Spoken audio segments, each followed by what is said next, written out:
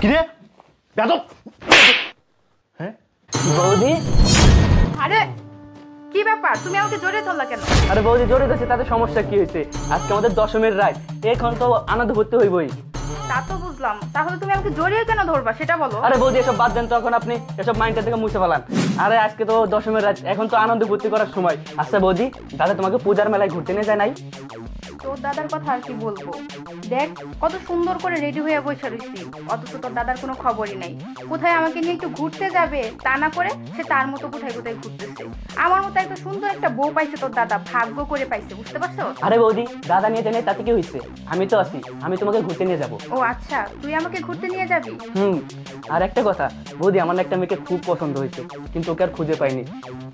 আরে বাদ দে, তোকে এত সুন্দর একটা মেয়ে দেখে বিয়ে করাবো যেটা পরীর মতো, মানুষ দেখলে একদম তাকিয়ে থাকবে। আমি কি আমার থেকে সুন্দর মেয়ে দেখে তোকে বিয়ে করাবো? আচ্ছা বৌদি আর একটা কথা বলতেই ভুলে গেছি তোমাকে। কি কথা বল? আজকে না একটা জিনিস খাওয়াবো তোমাকে, মানে তুমি জীবনে এটাও খাও নাই। জীবনেও খাই নাই? না, আর এটা সবাই পূজার সময় খায়। কি বলিস, পূজার সময় খাই অথচ আমি খাই নাই? তাহলে তো খাওয়াই লাগে। কি জিনিস বল? এখন বলা যাবে না, আমি আগে আনি তারপরে বলবো। তাহলে নিয়ে আয় যা। আচ্ছা তুমি এখানে দাঁড়াও আমি আসতেছি। আচ্ছা কি এমন জিনিস যেটা আমি কখনো খাইনি? যাই হোক, আমার 10টা না 5টা না একটা মাত্র দেবর, আর সে আমাকে ভালোবেসে খাওয়াতে চাচ্ছে, সেটা আমি খাবো না তা কি কখনো হয়? আর কি একটা জিনিস যে পুজোর মধ্যে সবাই খায়? না, এবার তো আমি খাবোই। যাক, ও যেহেতু আনতে গেছে নিয়ে আসুক, তারপর খেয়ে দেখি কেমন লাগে। বৌদি আজকে তোমার এমন জিনিস খাওয়ামো তুমি স্বপ্নেও ভাবতে পারবা না। আমার 1 বছরের স্বপ্ন আজকে পূরণ হবে। আর আজকে পুজো উপলক্ষে তোমাকে এমন জিনিস খাওয়ামো তুমি মজা একটু পরে বুঝতে পারবে।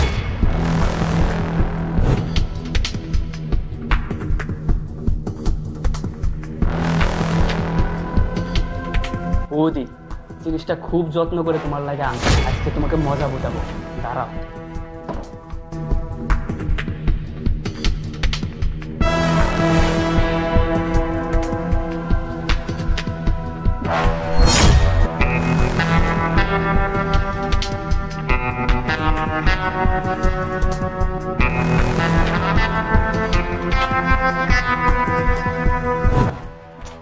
বুঝলাম না, সে কখন গেছে এখনো তো আসতেছে না।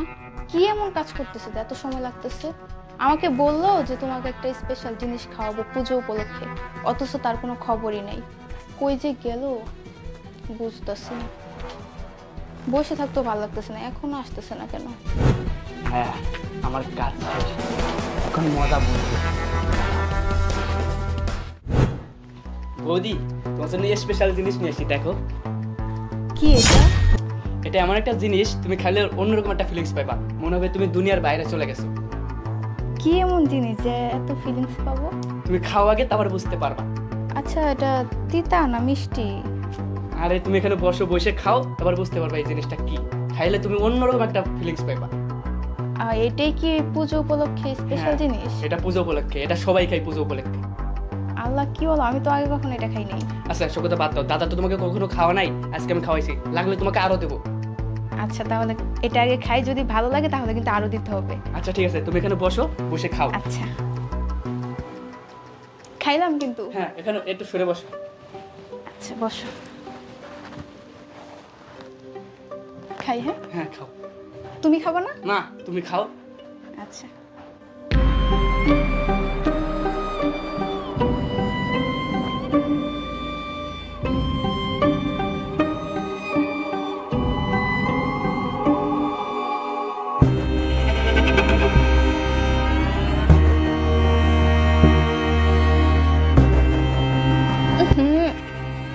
কি আনছো এটা? বাজে একটা গন্ধ। বৌদি এইটাই তো পূজার স্পেশাল জিনিস, এটা খাইলে অন্যরকম একটা ফিলিংস পাইবা, খাও পুরোটা খাই ফেলাও। পুরোটা কিভাবে খাবো? খুব বাজে একটা গন্ধ লাগতেছে। আরে বাদ দাও, তুমি নাক বন্ধ করে বা চোখ বন্ধ করে খাই ফেলাও।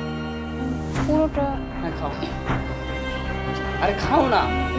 না না, ওটা খাইতে পারবো না। তোমাকে খাইতে বলছি, খাও না, দেখবা অনেক সুন্দর একটা ফিলিংস পাইবা, খাও। আমি তো ভাবছিলাম এটা মনে হয় টেস্ট হবে, কিন্তু এখন এটা এখন মনে করছে টেস্টই লাগবে, খাও। খাবো? খাও খাও। খুব বাজে একটা গন্ধ। আরে খাইতে বলছি তো, খাও।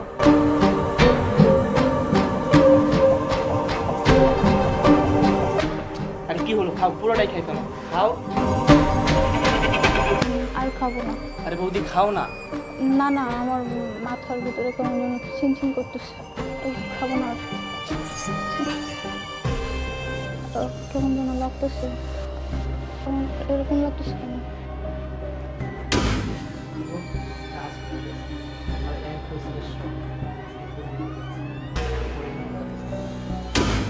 একটু ধরো তো, মাথা কেমন যেন ঘুরতেছে, বসে থাকতে পারতেছি না।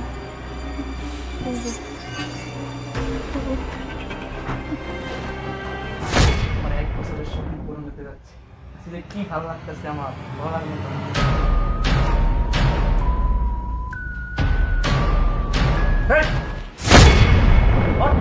কিরে বেদব, হ্যাঁ তুই কি আমার ভাই নাকি আমার শত্রু?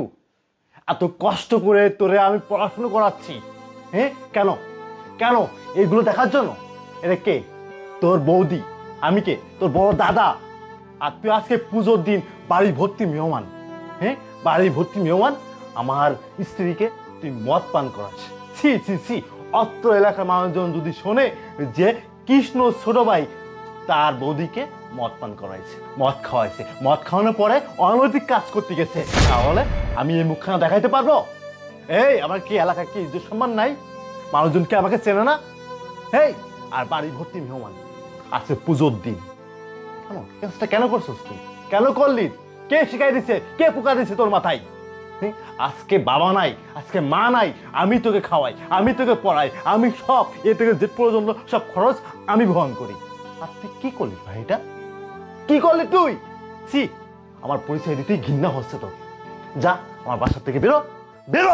আমাকে মাফ করে দাও, আমি এই ভুলটা করে ফেলবো, আমি ভাবতেও পারি না দাদা। চুপ, একটা সাউন্ড করবি না তুই, তুই একটা সাউন্ড করবি না। আজকে বাবা নাই, আজকে মা নাই, আমি তোকে খাওয়াইছি, পড়াইছি, বড় করছি, পড়াশোনা করাচ্ছি, আর আজকে তুই তোর বৌদির সাথে এই ধরনের কাজ করতে পারলি? ছি, তোর মতো ভাইকে পরিচয় দিতে আমার ঘৃণা হচ্ছে। তুমি যাও, আজকে যেহেতু তুমি এই ধরনের কাজ করতে পারছো, ভবিষ্যতেও তুমি এই ধরনের কাজ করতেই পারো। যাও, তোমার মুখখানা আমি দেখবো না। যাও, বেরো। দাদা এবার মতো মাফ করে দাও, আমি বলতেছি তো আর এরকম হবে না। আমি বলছি না, তোমার মুখখানা আমি আর দেখতে চাই না। যে ছোট ভাই তার বৌদির সাথে অনৈতিক কাজ করতে চায়, ছি, আমার বলতেই ঘৃণা হচ্ছে, আমার বলতেই ঘৃণা হচ্ছে। ছি, যা, বেরো, বেরো আমার বাসা থেকে, বেরো। আজকে বাবা নাই, মা নাই, হ্যাঁ আজকে আমি এত কষ্ট করে কাকে মানুষ করলাম? ছি।